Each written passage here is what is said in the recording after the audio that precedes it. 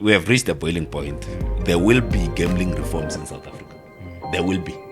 The people that reach out, and I'm in close contact with the Responsible Gambling Foundation. The number of calls that they are receiving has increased drastically, of people having suicidal thoughts. You know when they say a fish rots from the head, the rot in South African politics has genuinely informed, I think, for a lot of people, a culture of lawlessness, a culture of crime, a culture of stealing from South Africans.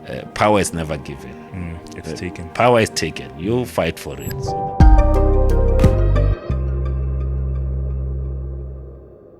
So since the 2024 election, interest in the parliamentary work has been unlike anything we've ever seen before.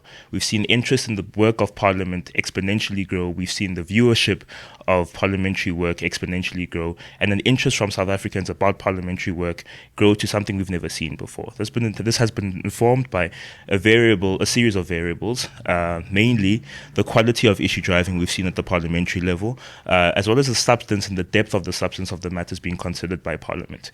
Now, the person I have the pleasure of interviewing today, in addition to being my big brother, political mentor, and the founder of Rise Mzansi, has been one of the people who have used Parliament as a staging ground to drive national issues and bring political issues that affect everyday South Africans to the top of the parliamentary agenda. His name is Makashule Gana. He's the parliamentary whip of Rise Mzansi, the whip of smaller parties in the National Assembly, as well as the chief organizer of Rise Mzansi. Mr. G, how are you?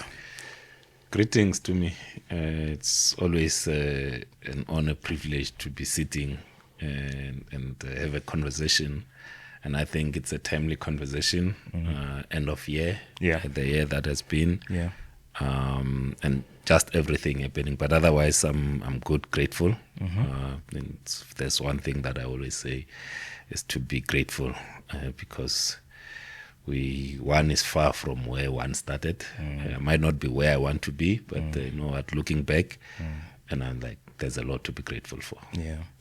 Before we get into some of the depth of the substance of the conversation, I want to give South Africans who watch this a little bit of a better understanding about who you are. So you've had a decades-long political career, and it has culminated in you founding Rise Mzansi. Just give us a little bit of texture around your early political underpinnings, your early ideological trainings, what has informed your political beliefs, and what ultimately led to the formation of Rise Mzansi. So thanks.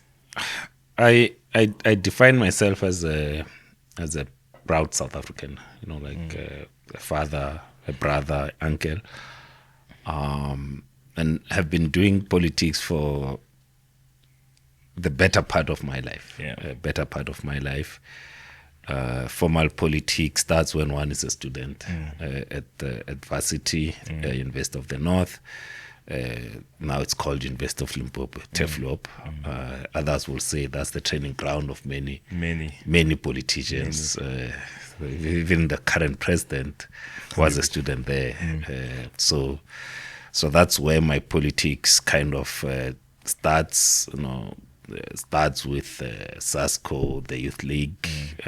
Then you know, like you leave, join the DA. I was in the DA actually for 20 years. Okay. So before the formation of Rise, I had been a member leader in the DA in the 20-year period, and I got to serve in all the spheres of government. You know, like it's I always say, you know, I had the honor, privilege to represent South Africans in council as a councillor in Johannesburg.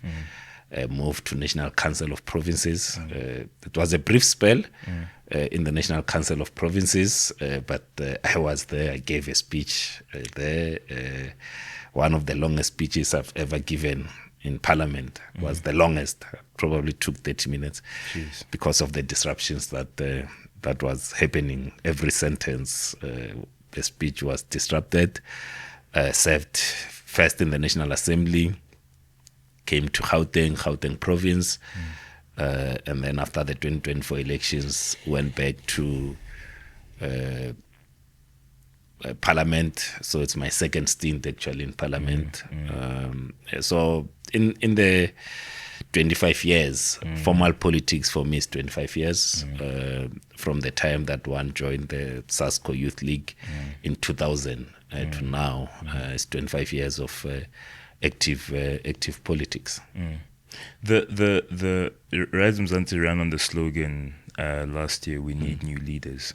Now, obviously, you've got a background and a history in politics, but I think you've been able to reinvent yourself politically, and even tactically, strategically, there's a newness about how you navigate your politics.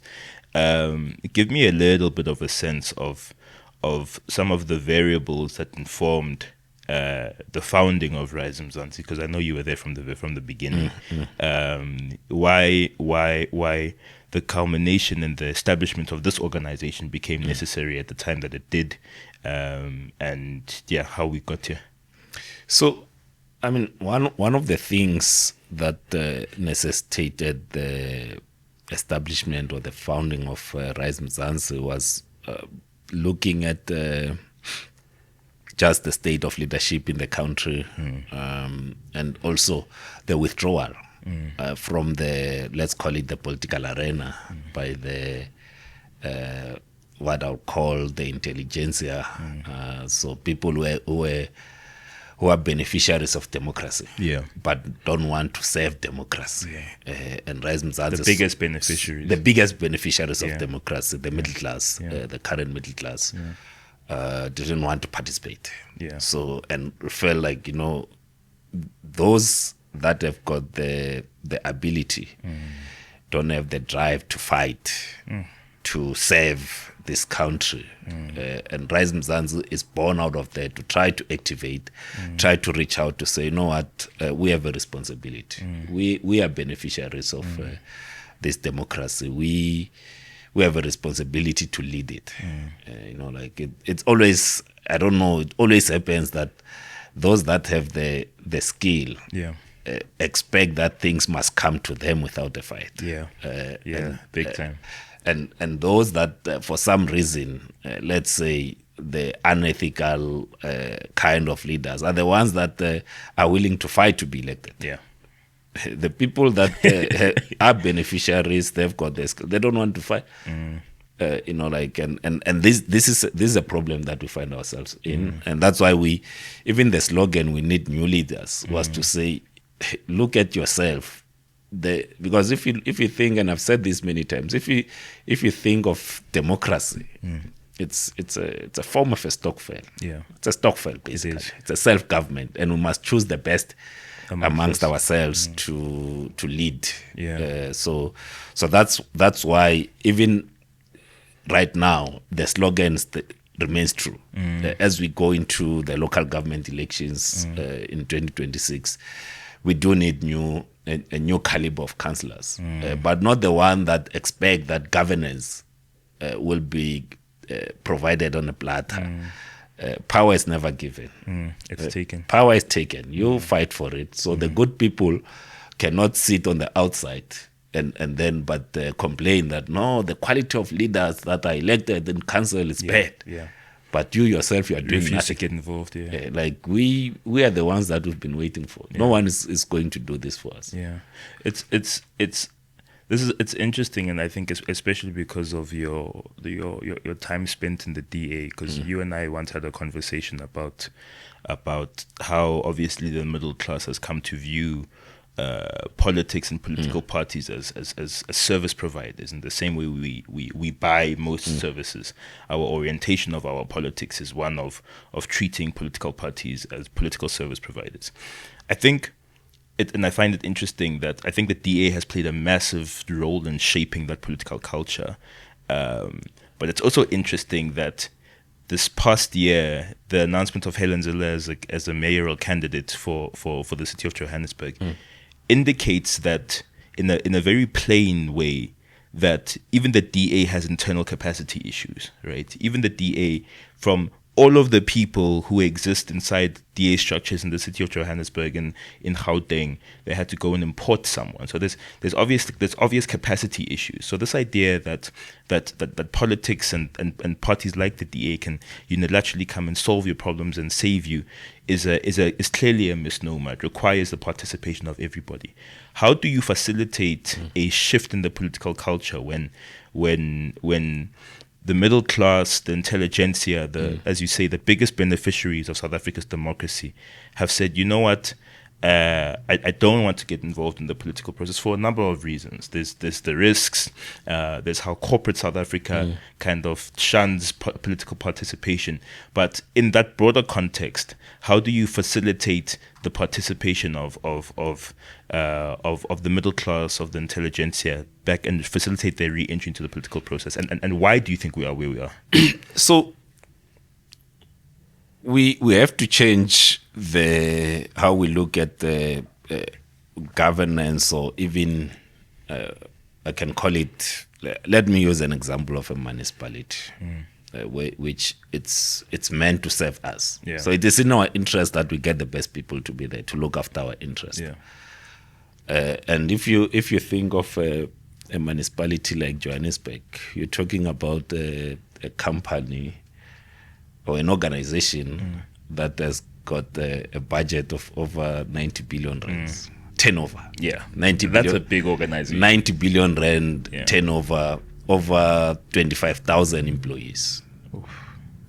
And then you say, but who? And millions of customers. What kind of a board you need to have to run, to run this kind of an entity? Because councillors are like a board. And this is the kind of thing that you need to look at, is that the way councils are done, they're not meant to be full-time. Because it should be to say, all right, I stay, if you're in Johannesburg, you say, we stay in Soweto, I stay in Bryanston, I stay in Orange Farm, I stay in Sandton, and so forth.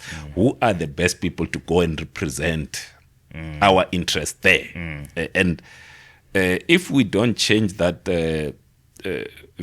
perception, when we think like politics or council is where the least qualified needs to be, then you will not be able to see the changes that you expect to see. You know, like big cities around the world, they succeed because they get to have the best people serving there. Yeah, you know, like they've got an inverted culture. Yes, to the one we have. Because it is in your interest. Yeah. So if you are sitting and you are sitting in Bryanston, I use Bryanston because it's got problems of water, electricity. Yeah. But it's got a bigger concentration of skills and talent. Yeah. Than anywhere else. Then now most it's like, places, but why can't we ourselves, amongst ourselves, have the best amongst us? Go and represent us in the board. It's not a full-time position. You attend the board meeting twice a month. That's what council is. You attend the board meeting twice a month. Yeah. Make sure that the interest of this community are served. So we just need to change our mindset, but also we have to change the stories that we tell about ourselves. There are many stories that are said about politics that are not true. You know, like people give it as an excuse not to get involved in governing themselves. You know, like you don't want to govern yourself, but then you are sitting there, you are typing, you are tweeting, you are doing all things about those that at least are trying to govern. Who stood up. Yeah, so these kind of things, it's what I believe Rise Mzansi needs to continue talking about. We have to continue talking about it, even when you know that you are swimming against the current of negativity. We need to be able to swim against that current in the right direction. Tell me, I want to move to spoken about council and I want to move to parliament a little bit, because I think this year, the seventh parliament has been an interesting one. I can't think of a time before the seventh parliament where you had as much kind of attention and interest in parliamentary work as we have had in this parliament. I think it's probably informed by a number of factors. I think the first of which is that in some ways the 2024 election was a change election. You've had the ANC lose its majority in the National Assembly. But you've also had the re-entry back into the National Assembly of some key voices. One of them being yourself. You've got your Musi Maimane, who's back in the National Assembly. And we'll talk a little bit about Unite for Change soon. And then the young talent like your Snawo Tambos and all of this. So there's a vibrancy in the parliamentary arena again. From navigating the National Assembly 4 days a week as you do, I know we call you the hardest working member of parliament, and we'll talk a little bit about why we call you that. But just give me a sense of how, from your previous experience of the National Assembly and just legislative assemblies generally, what has made your experience in parliament, in this parliament, so much different to how we've generally experienced? So when I gave my farewell speech in parliament, I said that if there's one thing that, especially in 2025, Parliament has been able to achieve, is to restore the trust. So the trust between the citizen and Parliament. And now people see Parliament working. Not that it was not working, but you see, like when you've got a dominant organization, then it will tend to be the dynamics inside that organizations that excites people. Will inform the So now you get into a space wherein your pronouncements are not they are not taken as like a government policy. They're not a fair because now you still have to convince other people. So there's a contestation. Yes. So that has injected some serious life into Parliament. I joked and I said that this year there was no time to sleep in Parliament. There was no one who was sleeping. No sleeping. Might be one or two people exhaustion because sometimes I know when you are watching, you can make a joke in terms of someone being exhausted.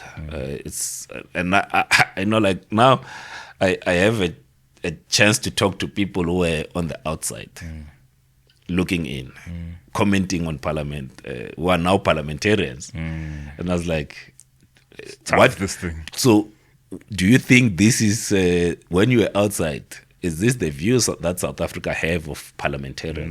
Nothing close. Because the amount of work that goes on in preparation for a parliament committees, the sitting and so forth, it's a lot. It's taxing. And I know generally people, when they think of Cape Town, think of Table Mountain, they think of the beach. Others might think of the wine farms. If you were to go and ask parliamentarians, like how often they get to do those things, very few will get to do it. That's how taxing the parliament program is, and more so now, because you need to be on the ball all the time. You can't afford not to be top of your game. So Parliament, I think we are where we ought to be in terms of how we relate to the population. But the other big thing that now, the thing with change, when it happens, it always bring this thing that this is slightly better than the one that we had, or others will say, like this is worse than what we had. One of the big change, I think, has been the availability of parliamentary content. So on YouTube, Parliament invested quite heavily, even after the banning of Parliament, to ensure that as many meetings as possible, they are available to the public.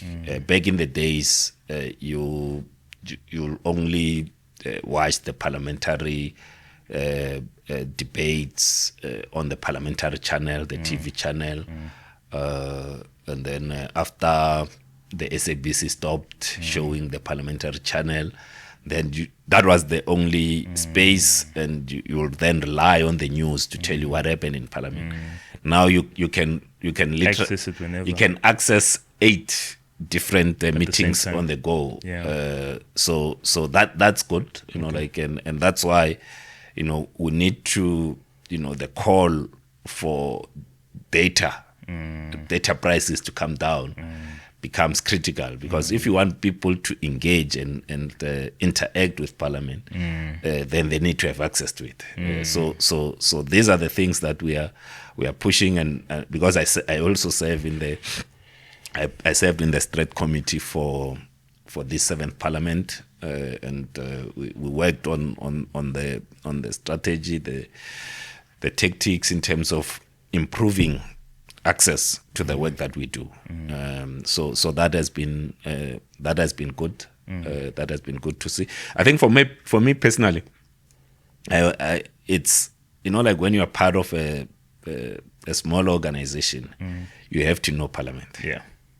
Now I know parliament. You have to know it. Now I had to know parliament, because to get a lot of things done, it's the relationships that you build with the institution, as in the people that are there, the other parties.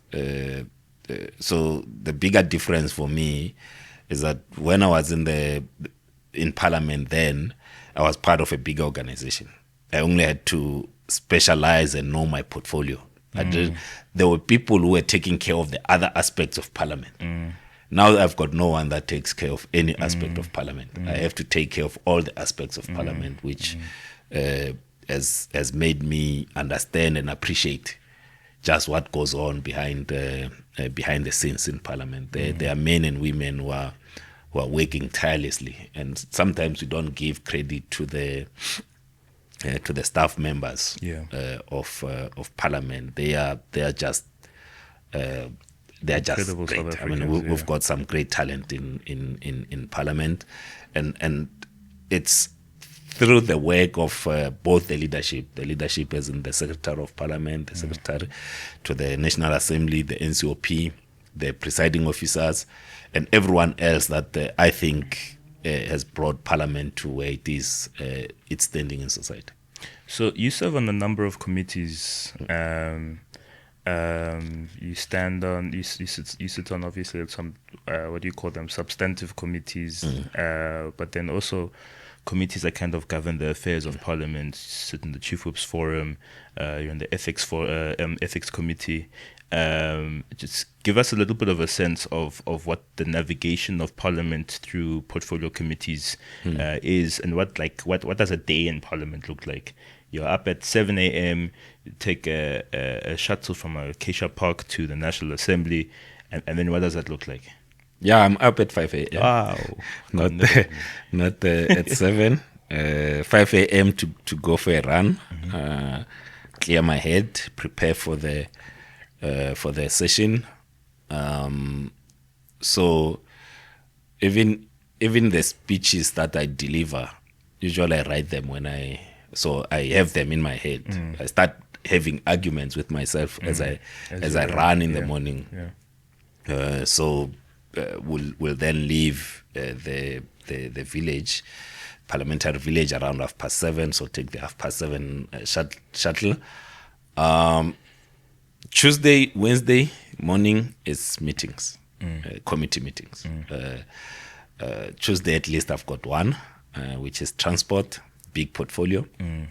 It's big. It's massive. I don't think people don't appreciate. It's Prasa, Transnet. It's Prasa, Transnet, SAA, SAMSA, which is the marine, Sanral, RAF, RTMC, civil aviation, ATNS. ATNS is the navigation. Massive government. So cross-border. Cross-border, we've got a lot of, if there's one entity that I'll say that maybe a lot of people don't know about it. Yeah. It's the cross-border, Yeah. the cross-border authority. Yeah. So, because we are seeing an increase in the number of road traffic between South Africa and the neighboring countries. So that entity is very critical, extremely critical. So that's my Tuesday. Tuesday is transport in the morning, and then afternoon it's a plenary. Plenary starts at 2. Okay. So sometimes you have a meeting that runs until 1:30. Then you have 15 minutes break. Then you have to go to the sitting, and you have to participate when you get there. And then Wednesday, always the challenge is when both the meetings are physical, because I've got the police, and then chief whip as well on Wednesday. So if they are both physical, I have to check the agenda. You can only be in one Yeah, project at a time. one. Yeah, so depending on the agenda, I can do half. So if one is virtual, the other one is physical, and then I can listen to both and contribute to both. And then Wednesday, general, it's questions. Okay. It's questions. To the executive. To the executive, and we always have a question. Yeah. That's the beauty of And Parliament. always use our question. Is that always have a question to someone. So we use those questions, and then Thursday, at least we have the morning. It's a caucus, because we're a caucus of 2. So wherever we are, me and Mr. Zivi, wherever we find ourselves, the caucus is in session. So even when we are driving together, on days that we are driving together, caucus is in session. Sure. When we are in the lift, as long as we are discussing Parliament, caucus is in session. Okay. And so we try to use Thursday. Sometimes we have a formal caucus. Some days we just use it to do admin. And then Friday, depending, one could either do ethics once a month. So that's one committee where you don't know what you are discussing until you get into the meeting. So the agenda, you'll see it when you get there. Okay. And whatever you see there, you can't talk to anyone about it. Yeah. You take a second oath for ethics. Yeah. So basically there are 2 committees in Parliament. So generally, you, as a member of Parliament, you can attend meetings of other committees. So depending if there's an interesting issue in sports, I go and attend. If there's an interesting issue in higher education, I go and attend. So there are 2 committees that you can't do that. Joint Committee on Intelligence. Intelligence and ethics. Yeah. So you need to, intelligence, you get sworn in and you get vetted. Ethics, you get sworn in for the second time. And whatever you see there, until such time that the matter is finalized, you can't talk to anyone about it. Okay. I had questions about it, but never mind. No, you can ask questions on a report that's already published. Okay. Until a report is published, I can't even tell you, even if when I see that there's an issue there, I can't even tell you. Jeez. Yes. Hectic. So that's typically what the week looks like. Then I also have planning monitoring.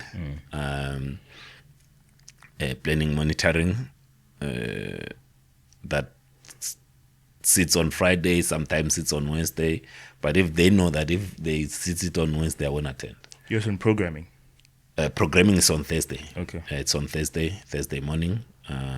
So it's 8:30. So it's supposed to be an hour meeting. Okay. Serve there, and then the other ones, depending, like subcommittee on roles, the roles, depending on when there's an issue or not, will then sit. Usually those ones, they sit after plenary. So the days that we say plenary finishes at 6, then the subcommittee will start. Subcommittee is a technical committee. Okay. It doesn't make decision. Okay. But that's where, like you actually fight for ideas, because if you are sleeping there, and sometimes people know the reason I went there, and the other small parties said I should go there, is that you need attention to detail, and also know that when someone says something, especially the bigger parties, they are not there to accommodate smaller parties.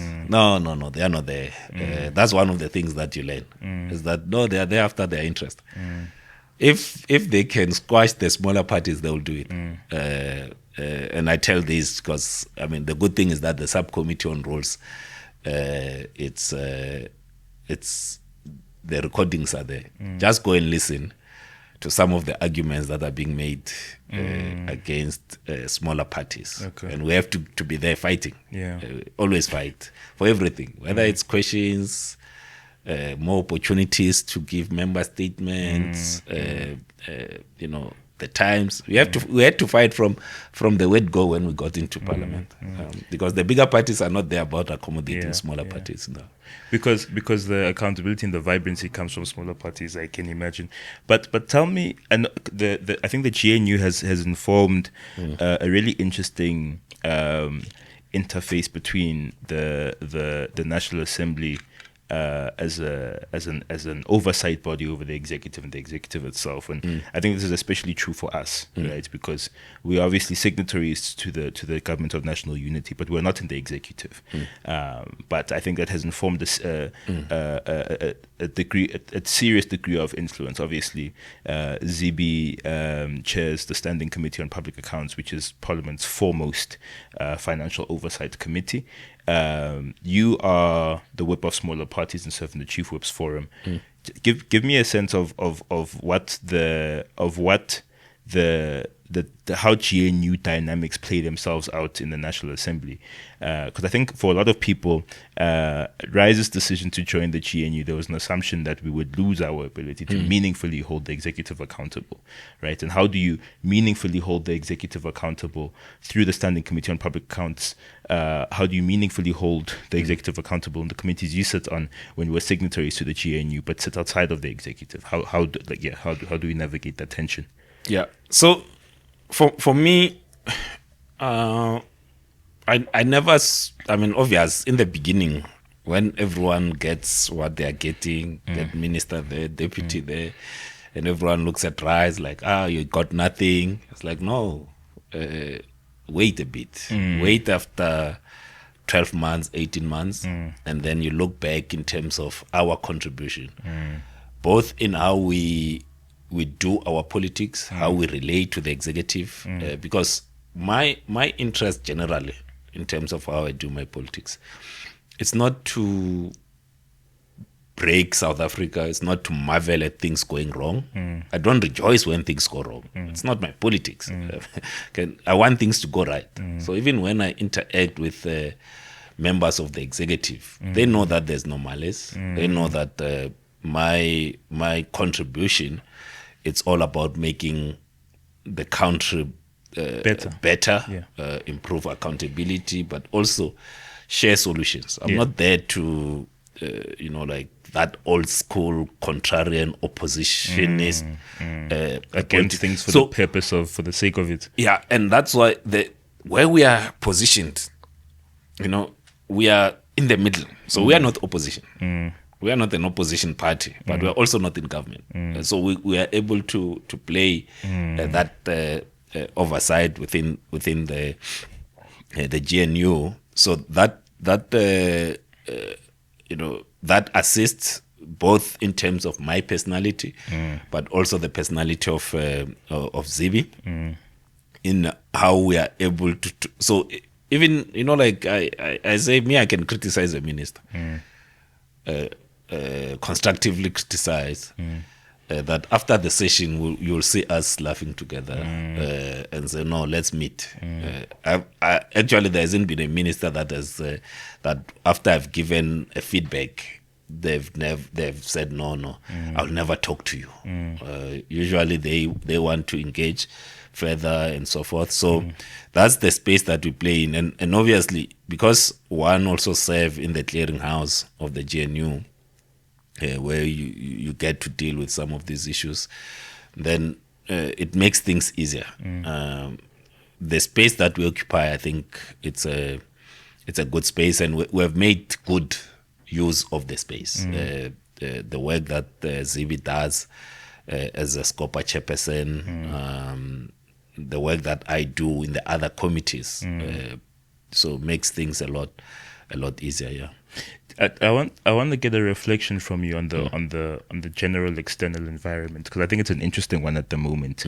And the question I want the question it's going to culminate in a question, but obviously you've got the ANC currently sitting at the time of this recording. It's NGC holding it. It's held as NGC, but the ANC is going to a national conference in 2027.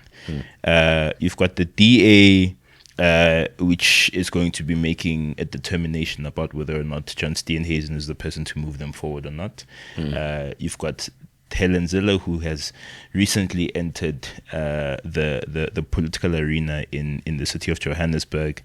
So there's a lot of shifts happening in the politics of the moment. Now the DA obviously is an interesting political party in that they are in the executive, but they kind of treat the orientation of the GNU almost as if they're in opposition inside the GNU. With all of these tensions that exist, with all of the shifts on the horizon, the idea that the DA is going to an elective conference, the ANC is going to an elective conference in 2027, is the GNU going to survive until 2029? My take is that the GNU, or the concept of a government in South Africa, will continue till 2029. Yeah. You can have a change in terms of composition, the participants, but I have no fear that there will be a point where there's no government. That's why even when there was all these tensions around the budget and all those things, I was like, you know what? There will always be a government in South Africa. Yeah. I don't foresee a situation wherein we'll get to a point where there's no government. Yeah. We'll always find a way out. So whatever changes, what you need to accept is permanent. Is change, permanent and constant. Yeah. So there will be changes in all the organizations. Yeah. All the organizations will go through changes, but there will be a bit of let's call it a bit of a disturbance, but then things will return to an equilibrium state. So it doesn't matter who the DA puts there, the ANC puts. I think the government will remain in place. Obviously, the composition might slightly shift. There will be, and there has to be, change and injection of different thoughts and ideas, and that needs to continue to happen. I'm not worried. So, whatever happens inside any of the parties, there are things that I can't control. I'm not inside them. I can't influence. I can't influence who, whether it's the parties in the GNU or the parties outside of the GNU elect. But one of the things that we need to push a lot, and you're starting to see the convergence. Even amongst political parties that are in the opposition, maybe I'll take out MK because now they are more. I would say they are a lot more contrarian and just oppose. Even the EFF, which MK finds itself where the EFF was, let's say 5 years ago, where they were opposing. Now the EFF, they choose which things to oppose, which to support. Yeah. So it's not that thing that the EFF will oppose everything. So there is that starting to say what is in the best interest of the country, and if I have contributed to this solution, I can't contribute and go and be against it, because how does that work? So we sit here, we come up with a solution, then we go into plenary and you oppose it. So there's starting to be a closer working relations in the interest of the country, which is just great to see. Yeah. Yeah. You serve on the portfolio committee for police. And I think after Mkhwanazi's press statement, obviously there has been a litany of developments in the political arena since then. The Madlanga Commission's establishment, the ad hoc committee in Parliament. But I think luckily one is close enough to developments because I'm a political professional. But for a person sitting at home, this paints a really scary picture about where things are in the country, about whether or not somebody's flying this plane, because sometimes it doesn't seem like there is. But just our general vulnerability to criminal elements and the interplay between politics, syndicated and organized crime, and all of these things. Tell me whether or not you believe the GNU is an effective enough mechanism to ensure and facilitate accountability in this broader context of a politics defined by and crippled by endemic corruption, right? It is frankly insane that you have a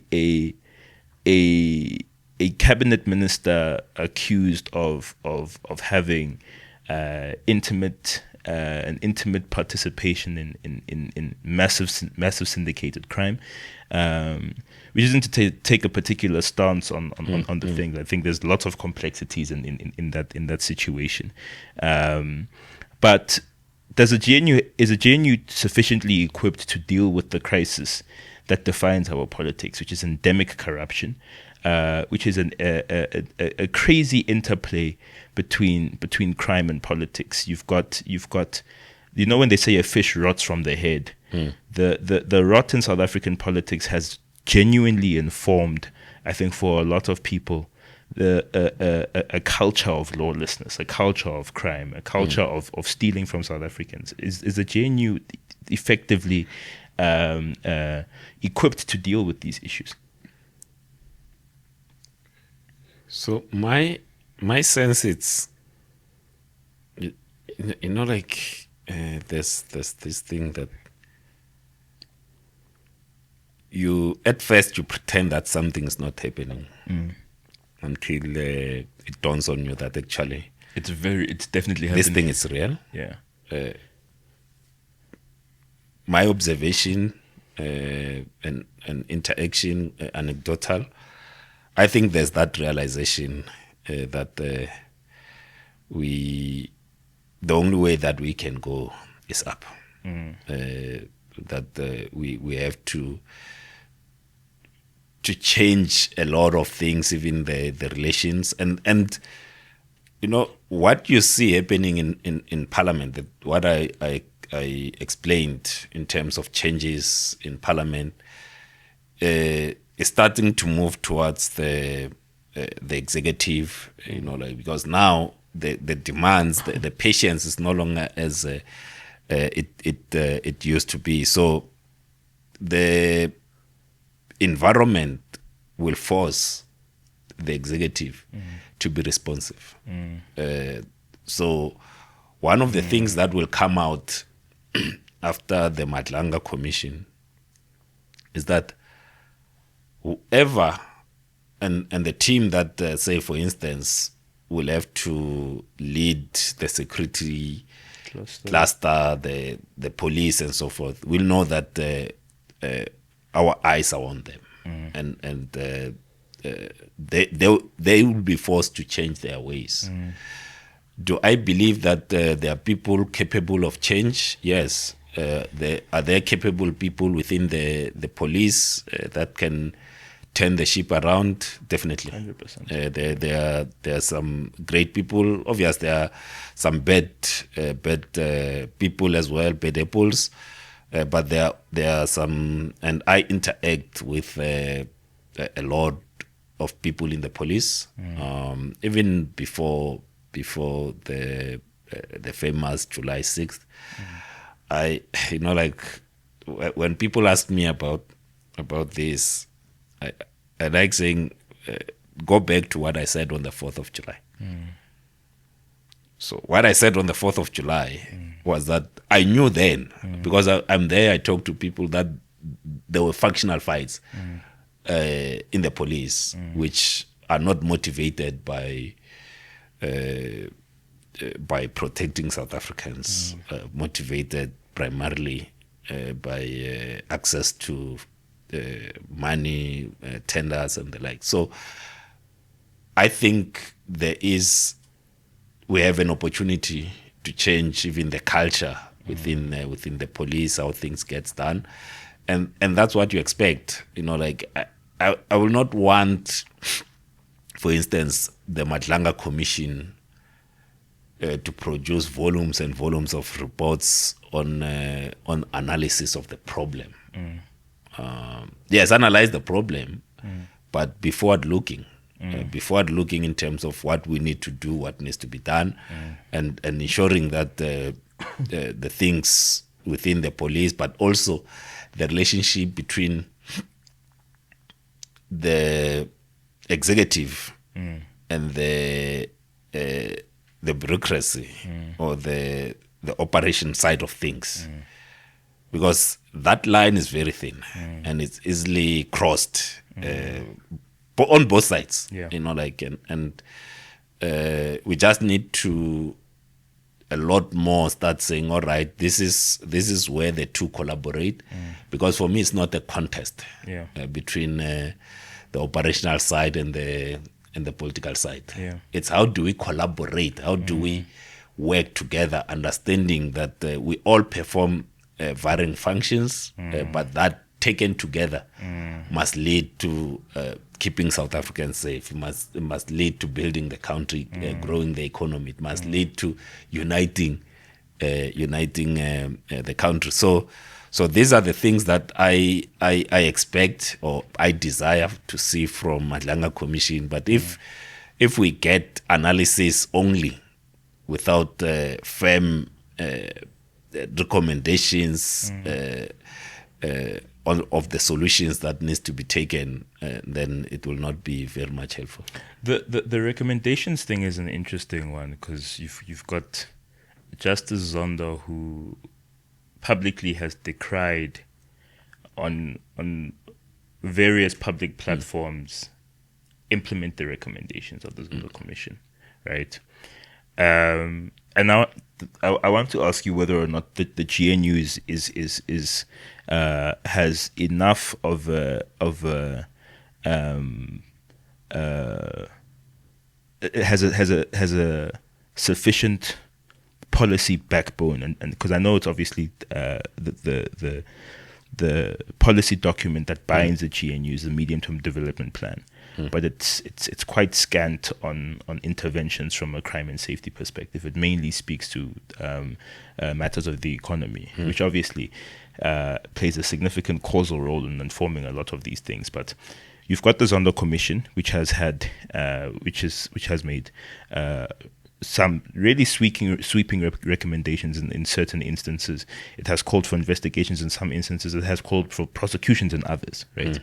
But ultimately, from the days of state capture, you've got you've had this systemic hollowing out of the National Prosecuting Authority, and even from a preemptive, proactive perspective, you've had a hollowing out of institutions in SAPS and in the law enforcement chain, like crime intelligence and all of those things.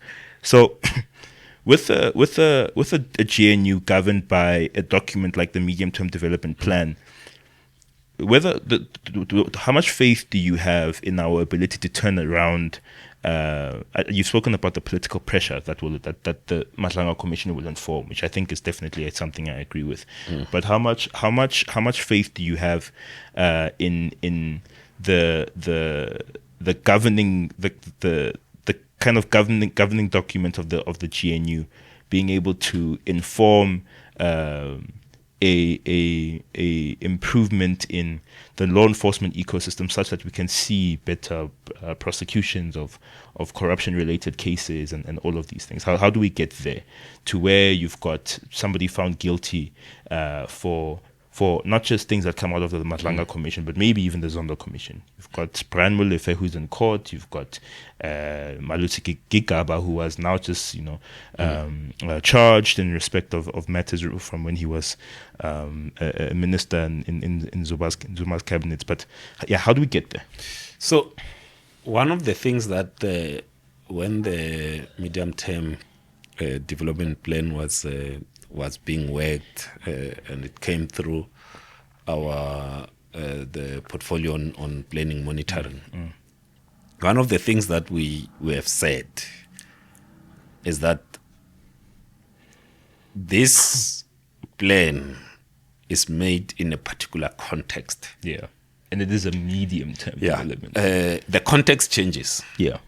And there needs to be an update. There has to be an annual, because if you are monitoring, if you are monitoring to say in the first year this is what we did, this particular environment. So the medium-term development plan could not have foreseen the current issues emanating in the security cluster, the justice criminal. Nobody could have foreseen that. Yeah.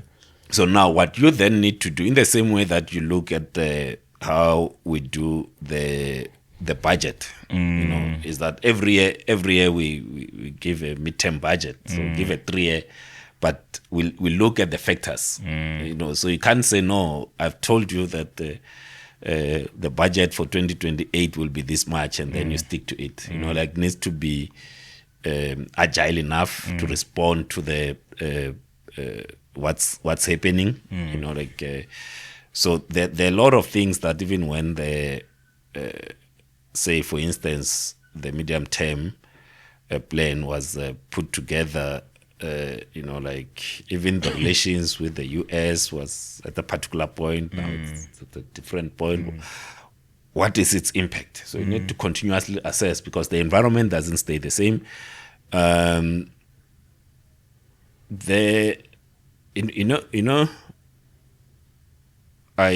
have this take in terms of life, and say we have the government that we have now. So we know that we have signed to say that we'll change the government every 5 years when we go for election. So we have a government now.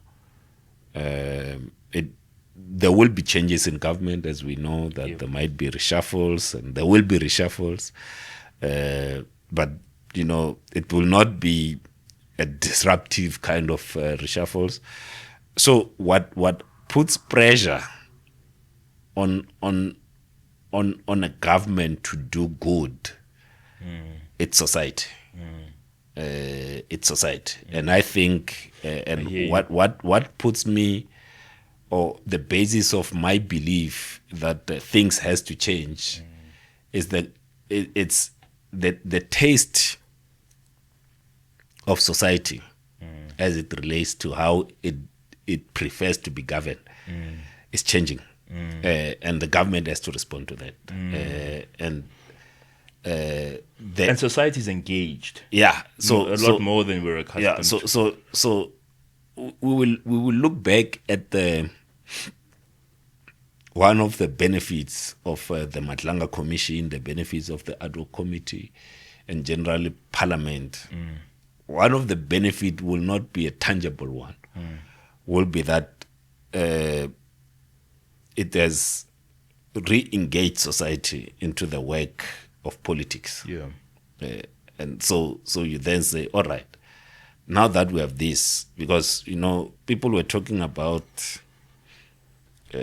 society that's disengaged, apathetic, and all that. Then now you have this moment where people are coming back into the space, and that's good, which means now as a government you have to respond to that, and I think things will not stay as they are. There has to be a positive change.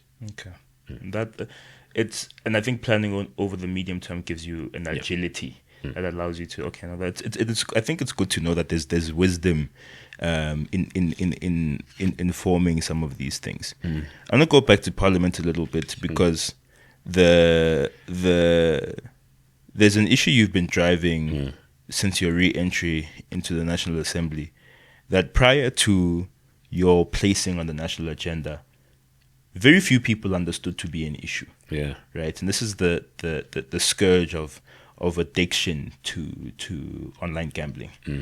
In its various manifestations: sports betting, lotto, powerball, all of. Now, I think for a lot of people in the beginning, it seemed like a nebulous issue for a political party in the National Assembly to drive, right? But we have since seen groundswells of South Africans realize, oh, no, man, there's a problem here. There's a problem here. Yeah. You have had individuals like Kaya Dlanga, Tumi Sole, just general South Africans, South Africans of prominence, ordinary South Africans, speaking up a lot more about the scourge of addiction to online gambling in the context of our cost of living crisis. How did you get? Where did this start? Yeah, I mean, just a quick one, and I repeat this line a lot, that it's observation first. Yeah. Observing people context. now, that people get SRD and then they gamble. You listen to the conversations. Increasingly, you see a lot more people talking about gambling. At first, it's fun. Like when you start engaging with it, it's fun. But I kind of had this suspicion that it's going to reach a boiling point. And the more you do it, the more you lose and so forth. You get more addicted. So started working on it, got to Parliament, and like no one was talking about it. So it was an unseen problem. Because you see, people don't like to lose money. Yeah. So and you will lose money. Yeah. So when people lose money, they don't speak up. You see, unlike some of the other ills in society, the negative effects. Yeah. So certain things have got physical symptoms. But gambling addiction has got no physical symptom. You can be in the room with someone who's an addict. You can't tell that they're an addict. Can't. There's nothing that tells you that they're an addict. And generally, because you are having conversation on other things, the conversation around their addiction will not come up. So you then and because like it's just one of those things that it's hidden in plain sight. That when one takes it up and you start researching, you put it out there, at first you are a lone ranger because no one believes what you're saying, whether the extent of the problem. But over time, and I look back to 2025 as we have scored some serious success in the campaign itself. Started the campaign in 2024. 2025, when the year started, it was still, like on the sidelines. It was not as mainstream national issue. But you continue working. The success of issue driving, and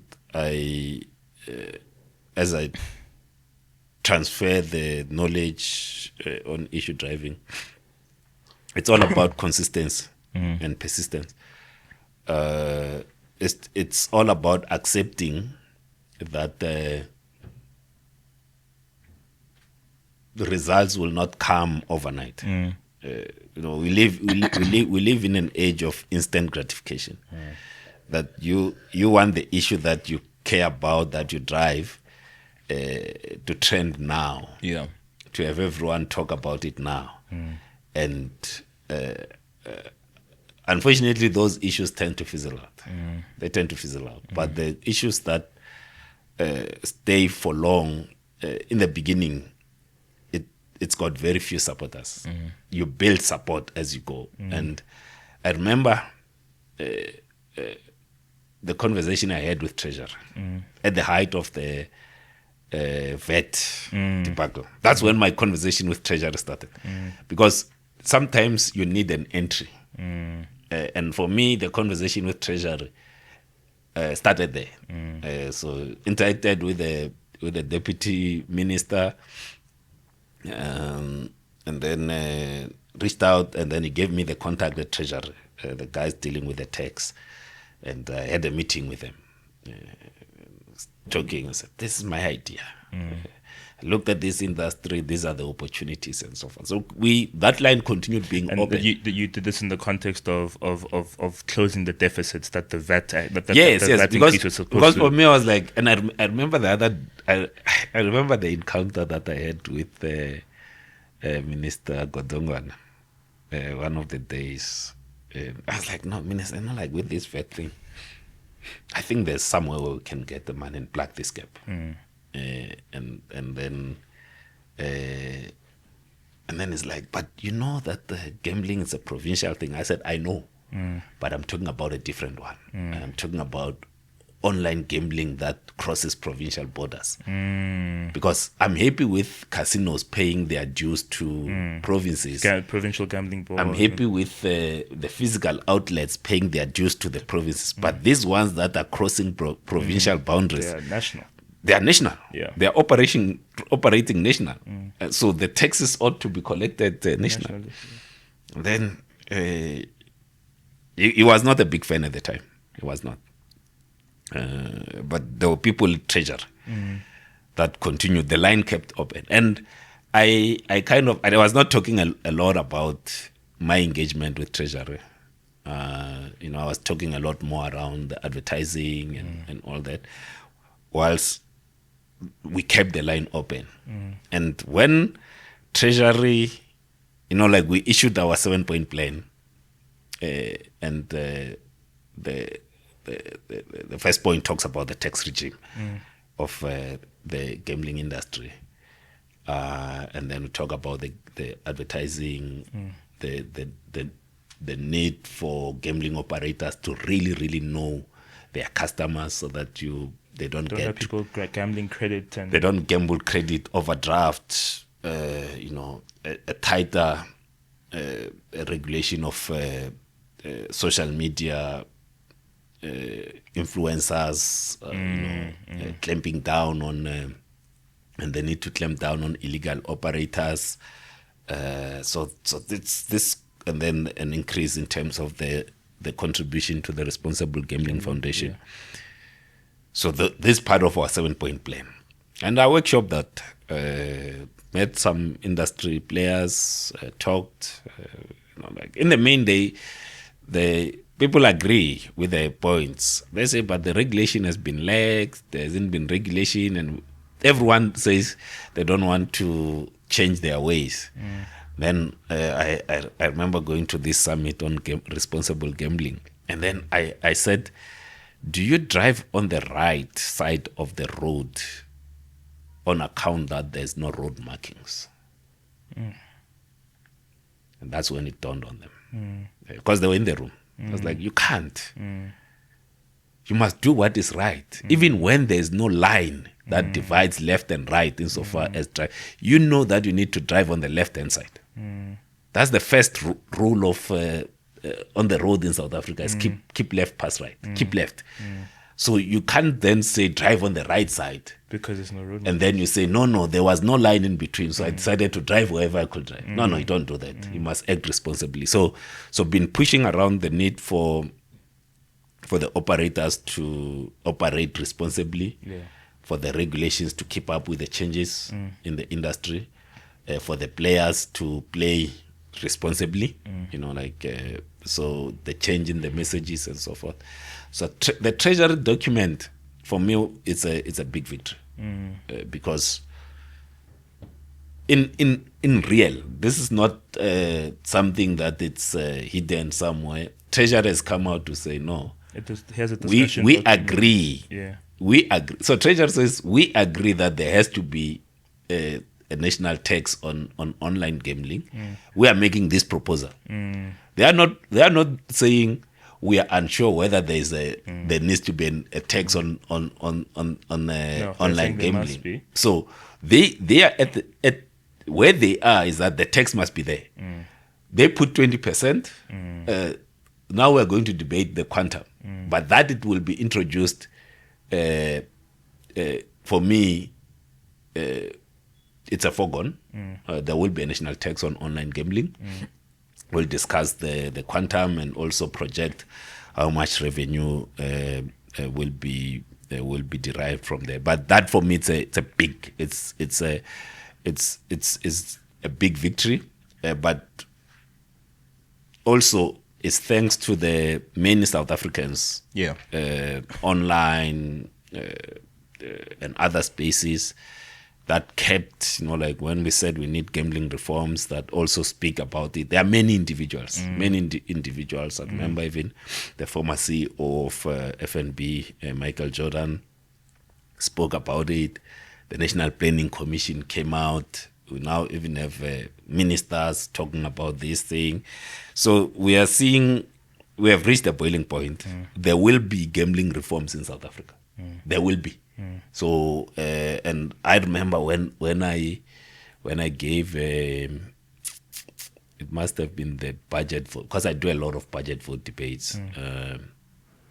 You did the most number of budget vote debates of a single MP. I did the most budget vote debates by a single MP, and I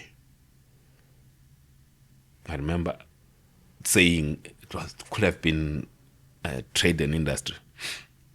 I said to this was my message to the industry: change your ways on your own. You know what you are doing is not right. Change it, because if it's us who change it, it will not be nice. It wouldn't be nice, yeah. So that's the kind of thing. But now we're starting to have real conversations, because now people realize that it's no longer this young man from Lefara that's pushing this thing. Now, this guy has built a movement against the industry in a way. So now let's talk. So we are talking. So give me a sense a little bit about the scale of the crisis, right? We know that it is a massive industry whose turnover and revenue starts with a T, trillion with a T, which is massive, right? But give me a little bit of a sense of the scale of the addiction to online gambling, the extent of its uptake. How many people broadly do we understand to be using sports betting, and why it became so important for you to drive it as an issue? Because I think it's a for me, beyond a masterclass of issue driving, for me it's an example of a public representative listening to the issues being experienced by South Africans and then responding accordingly. Yeah. So the actual magnitude of the problem we are yet to fully understand and appreciate. Yeah. Because,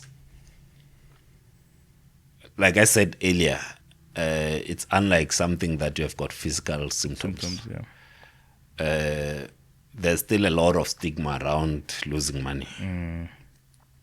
So people, and the influencers on TikTok will never tell you they lost money. No, they don't tell you that they've lost money. And so the people that self-report are minimal, are few. But the ones that they do, you realize the extent of the problem. The people that reach out, and I'm in close contact with the Responsible Gambling Foundation. The number of calls that they are receiving has increased drastically, of people having suicidal thoughts, people who are calling in seeking assistance, people gambling because the thing is, and and for me, it's when you start. As I said, it's sparked by people gambling social grants, and that's what gives an entry. Because I was like, but if the government is assisting you, it means you don't have enough, so. And then now it has gone on to students using Gambling NSFAS. We even have learners that are gambling and so forth. So the full extent of the problem is what I would say we are trying to quantify, but it's big. Just looking at what the Responsible Gambling Foundation the calls, and by the way, that operation is too small. For it to know the full extent. That's why I argue for an increase from 0.1 to 1%. Is that the operation needs to be expanded drastically to be able to serve as many communities as possible. There are many people that would want help, but they can't get to the Responsible Gambling Foundation, or there's no help nearby, and that's where that's the scariest part, is that when people are addicted and you don't know about them, we've got no capacity to intervene. Yes, and that's why even I say part of the national online gambling tax needs to be ring-fenced, especially for the Department of Health. So we do know, for instance, that we have clinics. Part of those facilities, needs to assist with mental health, because gambling addiction is a mental health. So you need to have that capacity to deal with mental health at the local level, so that people can get assistance at the local level. So we use the existing government, let's call it infrastructure, the buildings that are there, the clinics, the social development centers and other centers, to then provide this kind of services, but also to do awareness. Because there are people who have the problem, but they don't know that they have a problem. Because it's become so normal. Yeah, it's been normalized, and it's been it's what's the word? So people, they believe that they will one day also get rich quick, use via gambling and so forth, and they're searching, they're trying to get there. So even if you don't have enough centers for people to be aware that, all right, no, you know what, these are the symptoms, if you have this kind of issues and so forth, you might be addicted to gambling. So seek help, but also we need to increase awareness in that regard. I want to ask you one last question before we wrap up.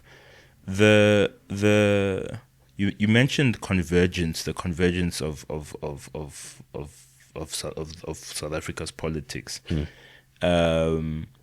And obviously we're going to a local government election next year, where we're going to hear a certain political party or some political parties talking about, don't invest in smaller political parties, whatever. But you were central to leading the convergence of Rise Mzansi, Build One South Africa, and the Good Party. And obviously there are other political parties in the conversation. Yeah.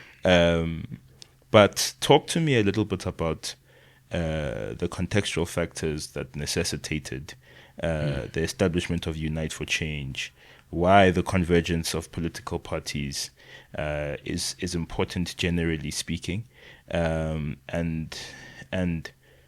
whether or not there's any kind of value and credence to this idea that there's a limited value that small parties are able to deliver in the political context, especially in the context of a local government election coming next year.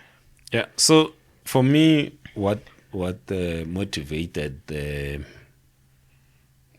need to let's say, the formation of Unite, but also the interaction around consolidating parties into one strong entity. You look at just the general fragmentation of society, but also of the political parties, and say, all right, we are not that far off from one another. The kind of things that or the kind of South Africa that we want to see, it's closer.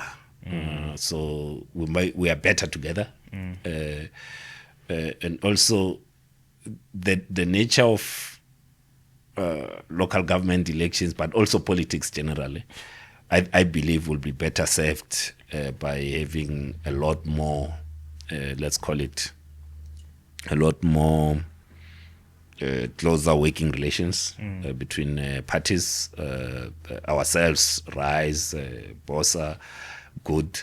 We found each other. Like there are other political parties. Others will continue to have conversations. Because for me, what I want to see is to have the best possible leaders serving in councils, in parliament. Like that's why I said we need new leaders. Remains true today as it was last year. The other aspect that you also have to look or reflect on is what society says, that we feel like there are just too many, and that if you try to get together and like collaborate, you've got a better chance of getting the best possible leaders. So that's been one of the many couple of driving force or points, and because what we do, I always say this, what we do is not for ourselves. Must never do this for ourselves. We must do it for what's in the best interest of the municipality we live in, the country that we live in, and so forth. And it is for that reason, if you remember, what necessitated us becoming part of the GNU. To say where South Africa is right now, it requires of us to work with other political parties in the best interest of the country, and that's what we are trying to achieve. This is just the start. I don't think Unite for Change will end with only 3 parties. I think maybe let's give it the first 3 months of the year, and we will see other political parties joining Unite for Change, and be able to offer an alternative in the municipalities, in the local government elections. Yeah. No, thanks for that, Mr. G. I mean, I think, and as a citizen, I'm grateful to you for platforming issues that generally go unseen. I think the thing about Rise is that a lot of the people who people talk often about how Rise is a political party whose broad support base is a black middle class, right? But it's interesting in that anybody in the black middle class has immediate and extended family who are significantly impacted by some of the issues we've had a discussion about today. And I think it's precisely that focus on creating a context in the country that works for everyone, and creating that vision statement of creating a safe, prosperous, united, and equal South Africa in a single generation is something I think you've definitely championed this year. So I'm grateful to you as a citizen, and yeah, I think just keep doing exceptional work. And as a person lucky enough operationally to lead Rise, it's also been incredible to see how you have built influence for us, right? In the context of the GNU Clearinghouse, in the context of the National Assembly, and you've really done exceptional work in putting Rise on the map. So as a person who looks up to you as an example, I'm really grateful for that. But Mzansi, thank you so much for joining this conversation. Thank you for watching as you do. We hope to have a lot more conversations like this, not just, as you know, as we mentioned at the beginning of the first episode of the Rise Mzansi podcast.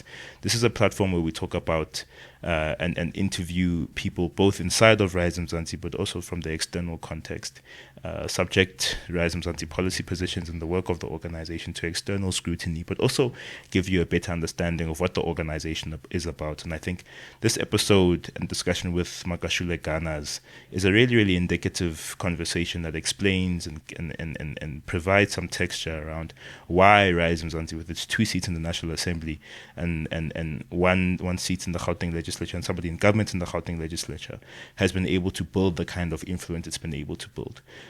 So we thank you for engaging the content. We thank you for watching. Please like, subscribe, share, and all of the things that podcast people say. But thank you for joining, Mr. Chi. Thank you. Thank you very much. So, as the year ends, I want to thank South Africans, the support that they've given to myself, the support that they've given to Mr. Zibi with the rough inquiry. You see, rough inquiry has been rough. The work of Parliament has been a bit, challenging, and we thank all South Africans that have rallied behind us, encouraged us, constructively criticized the work that we do. We appreciate all of them, and as we head to the end of the year, I wish everyone to get a bit of rest. Thank the staff. I even thank the staff of Rise Mzansi in the office, the staff of Rise Mzansi in Parliament, and also in the legislature, the MEC's office. And I wish everyone a safe and enjoyable Christmas. Don't drink and drive. Don't gamble the money that you don't have. It's important. Don't gamble the money that you don't have. Buy grocery, pay your school fees for your children before you gamble. So that's important, and have a prosperous 2026. We're back next year, January. It's an early start for us next year. So we'll still require your support, but otherwise, thank you very much. No, thank you, Mr. Chi.